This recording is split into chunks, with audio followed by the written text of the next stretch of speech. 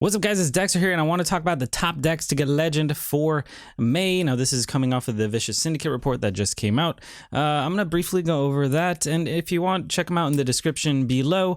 They got a lot more detail in their write-up than I can go over in a video, plus I'm just going to talk about a few decks. But yeah, let's go ahead and go over the class archetype distribution first. Here at all ranks, we can see Demon Hunter is just insane. Followed by Rogue, and then we got Priest, Hunter, and Mage, and then it kind of has a steep drop off, Druid, Warlock, Warrior, Paladin, followed by Shaman. Shaman just seeming to be the worst class in the game right now. We got Diamond 1 through Diamond 4, which is still, it's even more Demon Hunter and even more Rogue, which is, they're the best classes. That's what you're going to be seeing the most of, followed by Hunter, Priest, and then Mage. If we go to Legend, we see, again, even more Demon Hunters, even more dominated by Demon Hunters. Then we got Rogue, Mage, Priest, and Hunter. So I don't know if you noticed a pattern here, but you're going to be seeing a lot of Demon Hunter. No matter what rank you are, it's going to be about a quarter of your matchups. Other than that, you're going to be seeing a lot of Rogue. And yeah, it's just the meta is actually, in my opinion, a little bit stale right now. Now, if we look at class frequency here, I'm going to look at by day. We could see where the nerf hit right there. There's a steep drop off in Demon Hunter as well as Warlock because of Sacrificial Pact getting nerfed, and then Rogue sees a spike. Now we do see Hunter becoming a little bit more popular, and that's just because they got a lot of decent archetypes going on right now. There's like the Death Rattle, there's the Boar, the big Boar version, you got Dragon, you got Highlander. Hunter's a pretty fun class right now, in my opinion. But yeah, Shaman, not seeing too much success at all. I think Totem was just a fluke to begin with, and the Evolve version is just not consistent. Paladin not doing too well either. Murloc not doing, not doing bad, but it's kind of just not high tier. We can see the matchup win rates here. Green means good, red means it's a bad matchup. So you can see Aggro Demon Hunter, pretty much great matchups against everything except for Enrage Warrior. So Enrage Warrior probably going to start seeing a bit of a surge in play as people realize it's good against a large portion of the meta, which is Aggro Demon Hunter. Let's look at the power rankings here. Starting off with Diamond 5 to Diamond 10. There are 4 different archetypes in Tier 1. You got Aggro Demon Hunter, Highlander Hunter, Galakrond Rogue, and Dragon. You could see that Enrage Warrior is in Tier 2, not in Tier 1. That's going to change, and that's mostly because it's kind of a hard deck to pilot. We got Diamond 1 to Diamond 4 here. Tier 1 is going to be Aggro Demon Hunter, followed by Enrage Warrior, Galakrond Rogue, and then Highlander Hunter. Now, these are going to be the top 4 decks, also the decks that are going to be most popular that you're going to be seeing. And then in Tier 2, we just got 2 Hunter decks. We got Face Hunter and Dragon Hunter. After that, a pretty sharp fall off into Tier 3 with the best deck of Tier 3 being Highlander Rogue. So you're just going to be seeing so much Demon Hunter, Warrior, Rogue, Hunter. Like those are the main classes you're going to be seeing, and there's not a lot of diversity within those classes to begin with. All the decks are going to look relatively similar. If you look at power rankings for Legend, we could see again Aggro Demon Hunter, Enrage Warrior, Highlander Hunter, and Galakrond Rogue, and then the only 2 decks in Tier 2, Face Hunter, Dragon Hunter, and then again a sharp fall off into that Tier 3 with Highlander Rogue, Zoo Warlock, and Spell Druid. Now let's look at the Metascore. I love looking at Metascore, except in this time it's not too exciting because meta's kind of stale. We got Aggro Demon Hunter at the top right there. It is just the perfect deck, the most consistent deck. Everybody's playing it. Everyone's getting free wins with it. And then we got Galakrond Rogue, kind of close. Again, one of my favorite things to do here is look at the bottom right deck, which means it's going to have a lot of power, but there's not too many people playing it, which is generally what I like to play. In this case, it's going to be Highlander Hunter, which I've already made a video on. Then we got Dragon Hunter and Face Hunter, other decks that I've already made a video on. So yeah, that's the Metascore. Okay, so I wanted to go over 4 decks, the top performing 4 decks, actually.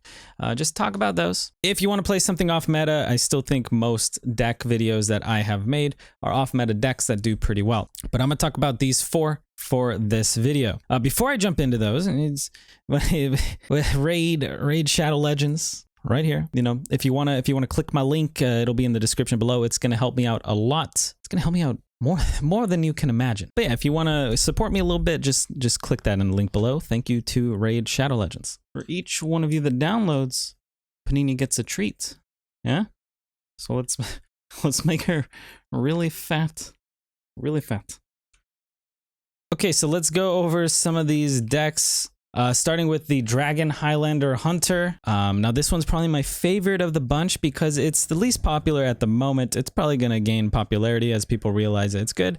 But, you know, about a week ago, not a lot of people were playing Highlander Hunter at all. This list does stand out a little bit from other lists that I've seen because of a few key cards here, such as Nagrand Slam, which is quite an expensive card, but as a one-of in your deck, it's really not that bad. It can really swing games, you know, maybe find you that lethal or whatever, so I kind of like the idea of messing around with one Slam. We get the Frozen Shadow Weaver, which just seems like one of the most solid 3-drops that you just want to slot into a Highlander deck. Imprisoned Felmaw is showing a lot of promise, one of the top performing cards, I believe, for Hunter that not a lot of people really had on their radar. We also got Bone Chewer Brawler here, which I like quite a bit because if they can't get through him in one hit, he's going to do a decent amount of damage. But yeah, Highlander Hunter, pretty dang good right now, has a lot of dragon synergy.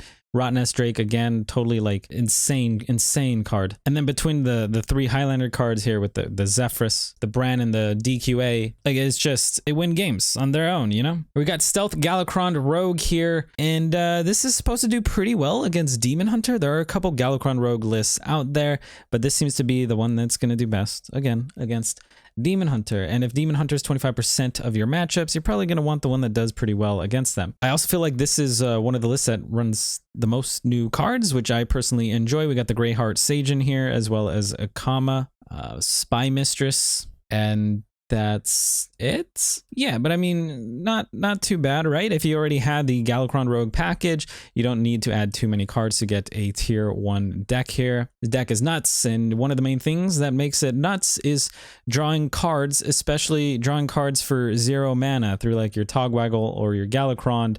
You also got Shadow Step on your Tog if you want to. And one of the best cards in the game, Flick, Sky Shiv, absolutely bonkers at 6 mana here. And again, being able to Shadow Step him if you really want to. Yeah, this deck is kind of nuts. And if you want to play Galakrond Rogue, I think this is what I would go with. Generating lackeys can be fun. There's a good amount of, you know, random lackey pleasures that you could partake in. We got Warrior here, Gromm Enrage Warrior, also known as eggro, except this one doesn't have eggs in it. It's got Gromm, but it's a very similar play style, and the deck is relatively big brain if you want to play it properly, which does add an element that I quite enjoy. So don't give up on this too quickly if you're just, you know, playing a few games and you're losing. There's a lot of little intricacies within the deck that you got to learn, and the more you play it, the better you get. So many different things to be thinking about. Do you want to play Sky Raider and then Skipper and then another Sky Raider? Do you want to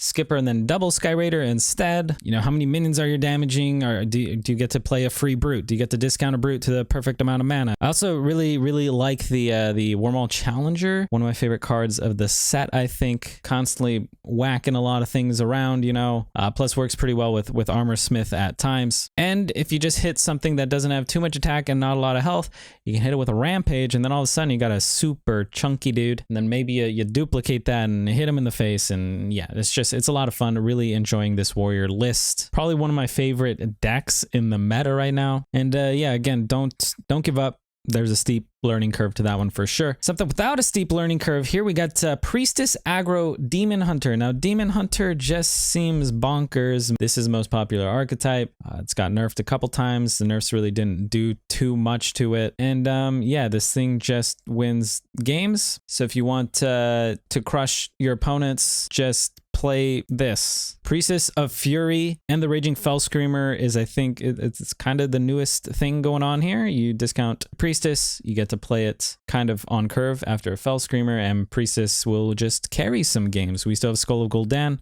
at a great value here, drawing a lot of cheap, discounted, or maybe even free cards.